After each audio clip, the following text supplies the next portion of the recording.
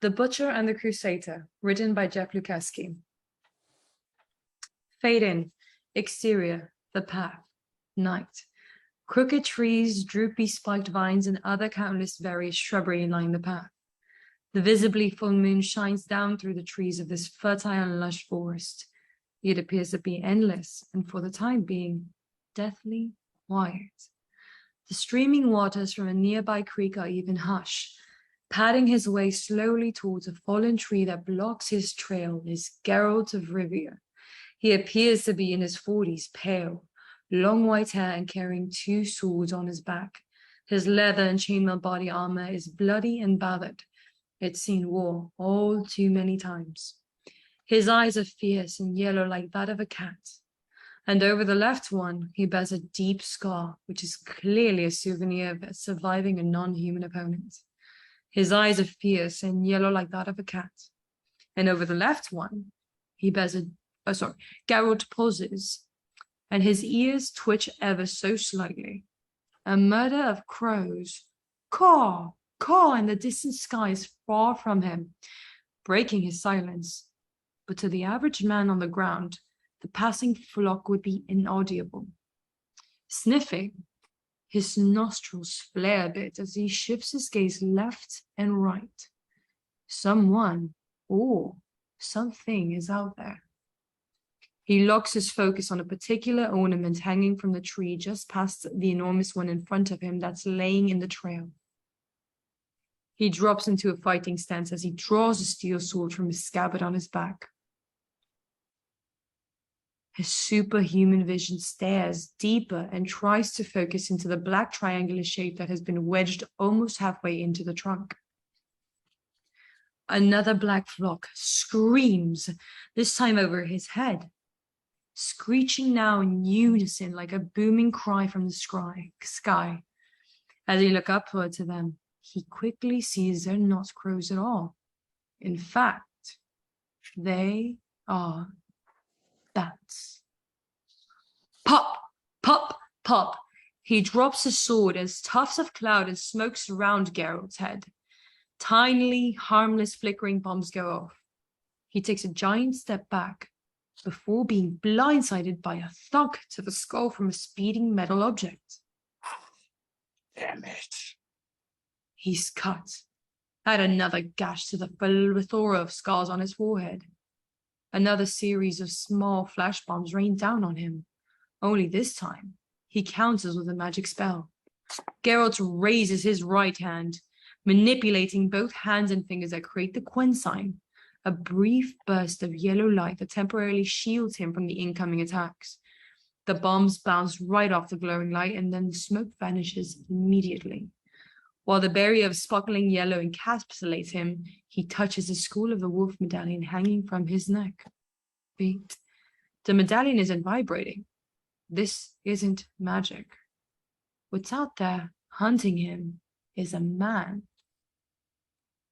I can hear your heartbeat. I know you're a man. I'd say you're 37 years old, 6'3", 229 pounds, all muscle. Impressive that you've trained your heart to beat that slowly. Lub, dub, lub, dub. Get ready for a tune-up. The Quen sign ends, and along with it, the yellow barrier around Geralt. Some trees rustle, owls hoot.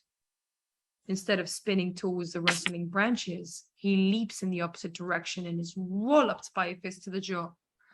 Geralt, stammering, raises his right hand, manipulating it in his fingers to form the Igni sign, another magic spell.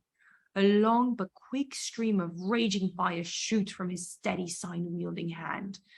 The dark-clad opponent before him raises his black cape in front of himself, forming a temporary cocoon around his body. The incoming flames harmlessly subside. In an instant, the man wrapped in his own black cape raises his left hand in the air while clutching a grappling gun. He fires the gun. Zip! He flies upwards, landing gracefully into a nearby tall tree. I know who you are. We need to talk. I don't want to hurt you, but I will if I have to. Geralt reaches for a potion bottle attached in a small pouch on his belt.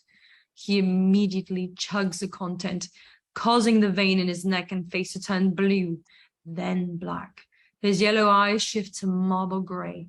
He smashes the glass potion bottle on the ground and proceeds to grab a small orb from another sack at his waist. Look, this. He hurls the ball at the dark man in the tree, and the Geralt sprints towards the trajectory. Boom! The bomb launched by Geralt detonates inside the tree, causing the emblazoned upper half to come tumbling down with a thud.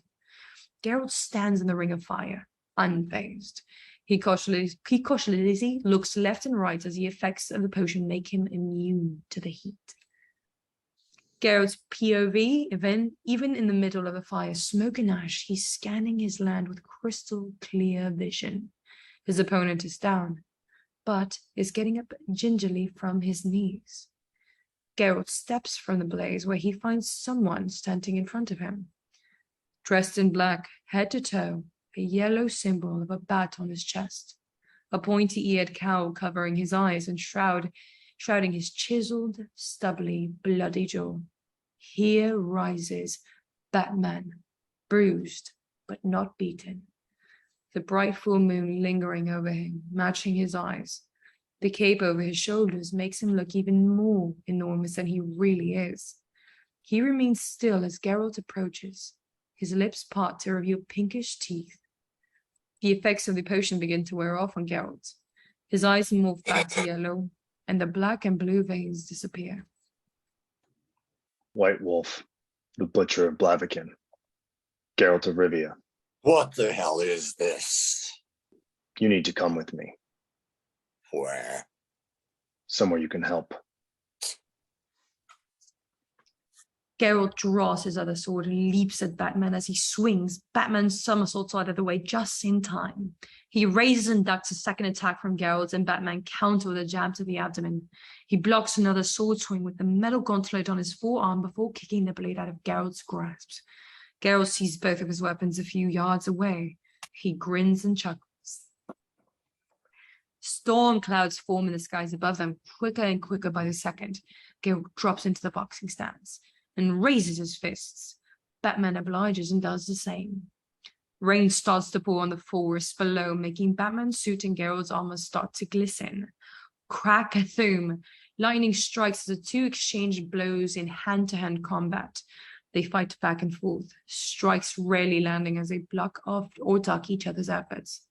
The ensuing melee flashes in and out of darkness with each crackling lightning bolt. The wind surges, making rain pummel both warriors in every which way. Its velocity makes it scream amongst the trees and droplets. The two manage to separate past arm's length for a beat. You hear that, Wolf? Wind's howling. It's telling you it's time to go. Geralt looks to him and lets out a slight growl. How could you possibly know who I am? We need to go before it's too late. And why should I listen to a man parading around like a bat? With a quick glance from his bat symbol on his chest, Batman motions to Geralt's medallion around his neck. We're the same. He looks towards his own utility belt around his waist, then shifts his eyes, gaze to Geralt's belt, its two containing small bags of potion, bottles, and bombs. I kill monsters without wearing a mask. You don't know the kind of monsters I fight. They're dangerous. So am I. Geralt begins to charge towards him. It's the second conjunction, Geralt. Geralt stops in his tracks. Beat. Crack, foam, lightning flashes, sending shadows and silhouettes of the trees everywhere. I didn't want to have to tell you, but I think you now know why I need you. Geralt nods. Good. Now come with me to Earth. And how do you expect to get us there, man-bat? Fly? I was getting to that. Follow me. The two head towards the fallen tree and the black triangular object Geralt was attempting to focus on earlier. If it's the second conjunction of the spheres, why me? Why not all the mages and the sorceresses from the continent? Ones that can encounter magic. Because they're already there. What? All of them. Geralt nods. And they sent me to find you.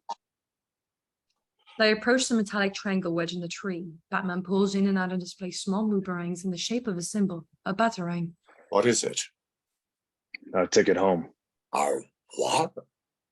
Batman slams the batarang to the ground, instantly creating a portal door.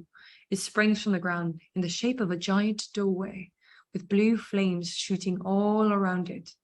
Batman just as quickly pushes Geralt into it and he vanishes. Batman shrugs before jumping through the portal as well. The man hates portals. Exterior, Gotham City, night. The portal appearing on the side of a brick building in a sleazy back alley cascades with blue flames. Geralt comes busting out, immediately followed by Batman, and they crash into some garbage cans that were already spilled all about. Geralt raises to his feet, momentarily brushing his arm off from this new, otherworldly filth. Batman is puzzled as he looks at the Dignity display screen on the batarang in his hand. He begins to shake his head in pace. He vanishes in the shadows of the alley. Geralt stares into the distant dark sky of Gotham. Police helicopters whir about him as he sees cars below on the street whizzing by him. A set of 3 slimy punk rockers duck into the alley and head towards him and Batman. Flying cars. The delinquents get in Geralt's face. 2 of them have piercings on their eyebrows and nose. Metal in their heads. Siri was here. What'd you say, Pops? The 3 begin to circle Geralt, Batman still amongst the darkness of the streets. I think he's waiting for his boyfriend to get some clothes shopping. I don't know. I bet he's a mama's boy. Yeah, look at him. He misses his mama and he's the way she dressed him. Punk number 1 steps closer to Geralt. Then all hell unleashes in about 1 second's time. Geralt rips the nose and eyebrow rings from punk number 1's face and directly launches one piece into the gaping mouth of the other punk. Punk number 1 hits the ground on his knees in agony. The other 2 bend over, writing and choking. Oh, you fuck! Geralt pulls him up from his coat collar, knees him in the groin, and drops him. When you're done messing around, you need to see this. Geralt turns around to face him and initially sees only shadows. Geralt's POV, the shape of Batman can be seen when Geralt focuses his vision. What is it? It's not what, it's where. And we didn't land where the portal was supposed to drop us. Beat. We're in Gotham, on my planet, but we were supposed to be ported right to my cave, and with everyone else waiting for you. Geralt looks left and right. Someone took the effort to warn us about something before we met the others. How do you know?